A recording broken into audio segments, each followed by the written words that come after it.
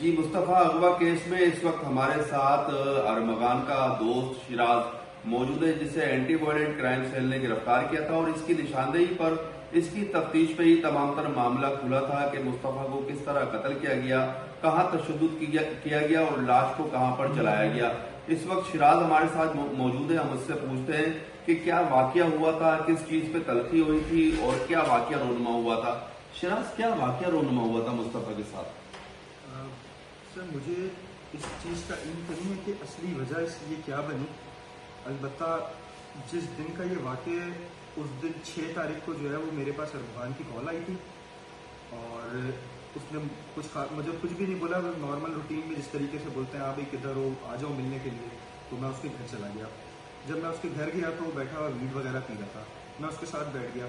तकरीबन कोई आधे घंटे के फासले से जो है वो ये मुस्तफ़ा नामी लड़का जो है ये वहाँ पे पहुँचा। मैं इससे पहले मैंने इसको देखा हुआ ज़रूर है, लेकिन मैं इसको जानता नहीं हूँ। ये इसी का ही अरमगान का दोस्त है। तो उधर मुस्तफ़ा लड़का है, वो इसको वीड बेचता था। तो वो आया, उसने वीड का पैकेट अपनी जेब से निकाल के इसको दिया है। इसने जो है अपनी दराज खोली है, उसमें से पैसे वगैरह निकाले हैं। वो मतलब पैसे और वीड का इन दोनों का आपस में एक्सचेंज हुई। तो वो लड़का जो है वो भी साथ बैठ गया, वीड वगैरह पीना शुरू हो गया। तो जब तक वो सिगरेट वीड का चल रहा था तब तक तो सब कुछ सही था।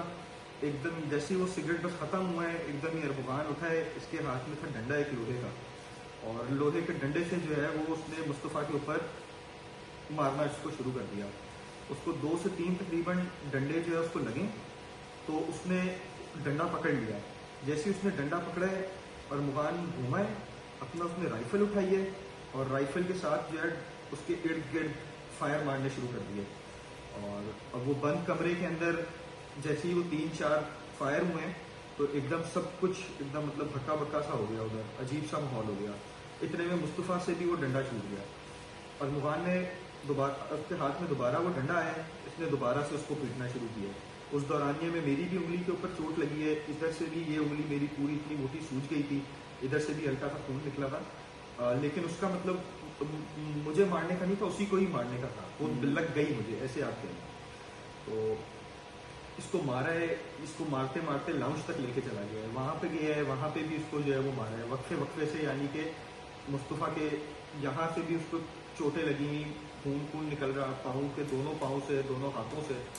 और आके बैठ जाता था अपने कमरे में 5 मिनट 10 मिनट बैठ के, फिर एकदम ही उठता था, डंडा उठाता था, फिर जाके उसको 2-3 टिकाता था।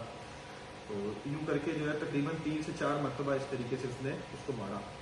और उसके बाद जो है एक वाइट कलर की चादर सी निकाली है, उसके हाथ वाथ टाई किए और उसको जो है उसी की गाड़ी की मार्क एक्स, उसके पास गाड़ी थी without number plates, without bumper.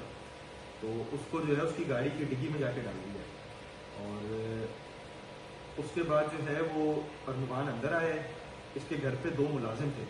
वो मुलाजिम ऐसे थे कि वो अपने कमरे के अंदर ही, उन्होंने फायर की आवाज़ भी सुनी होगी और ये शोर शराबा, चीख पुकार, ये सब सुना ज़रूर होगा, लेकिन वो उनको इजाज़त नहीं है कि वो अपने कमरे से बाहर निकलें। तो उसके बाद ये गया है, जब इसने आवाज़ मारी है तब वो मुलाजिम बाहर आए। तो उसको जाके ऊपर जाके मुलाजिमों को जगह दिखाई है जिधर ये मारधाड़ सारा मामला हुआ है। तो उस जगह को जो है उसने बोला है कि मैं आ रहा हूँ थोड़ी देर में, इस जगह को सबको साफ करो, कहीं पे मुझे खून वून का निशान, कोई चीज़ इस तरह की कोई चीज़ ऐसी नजर नहीं आनी चाहिए। बस ये बोल के वो नीचे उतरा है। मैं इसके साथ साथ ही था। इसने अपना एक वेपन उठा के लगाया है, टीटी जो होती है हैंड गन। इसके पास वैसे तो बहुत सारे वेपन्स हैं, इसने उस टाइम वो हैंड गन उठा के अपने साथ लगा दिया और नीचे उतरा है। गाड़ी का जो है वो उसी की गाड़ी का स्विच ऑन किया है तो देखा है कि पेट्रोल कितना है। तो पेट्रोल तकरीबन हाफ टैंक से कुछ कम था।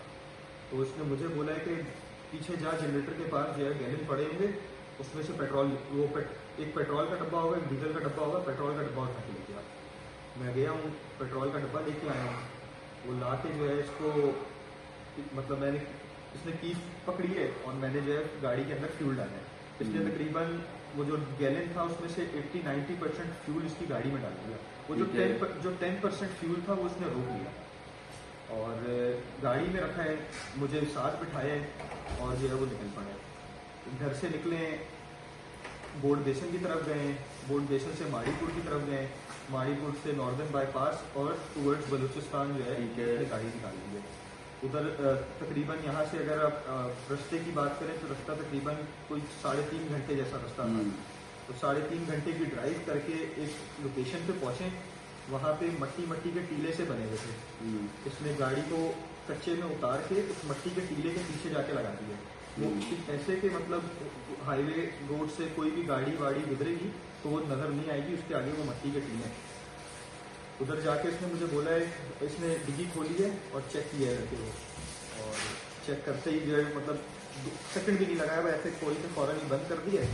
और मुझे इसने बोला है चल भाई रोड की तरफ चलना शुरू कर। अब जहाँ पे गाड़ी खड़ी हुई है और रोड के इसके बीच में तकरीबन 1 मिनट की वॉक है। मैं तकरीबन 30-40 सेकंड तक ऐसे ही चलते चलते जैसे रोड के करीब तक पहुंच गया हूँ, तब एकदम ही भुस करके एकदम आग का जो शोला जिस भड़कने की हुई है वो आवाज़ आई है। मैं मुड़ा हूँ तो ये दौड़ते दौड़ते पीछे एकदम आ गए और मुझे बस बोला कि चल चल चल यहाँ से चल। उसके बाद जो है हम लोग तकरीबन कुछ 1.5 घंटा पैदल चले, तो जाके पहला एक होटल आए। उधर होटल पे हमने स्टॉप लिए, मतलब रुके हम लोग, नाश्ता वाश्ता किए। ये वक्त है कोई तकरीबन कोई 6 बजे का। और होटल वाले ने इसके पास वेपन लगा हुआ देख लिया, जो होटल का जो वेटर था उसने इसके पास वेपन लगा हुआ देख लिया। तो जब नाश्ता करके हम लोग ये उठ के गए हाथ वाथ धोने के लिए, तो जो है वो पीछे से वेटर मेरे पास आया और उसने बड़े अजीब से अंदाज में बोला कि भाईजान आपकी जान को खतरा तो नहीं है? बोला नहीं, क्यों, क्या हुआ?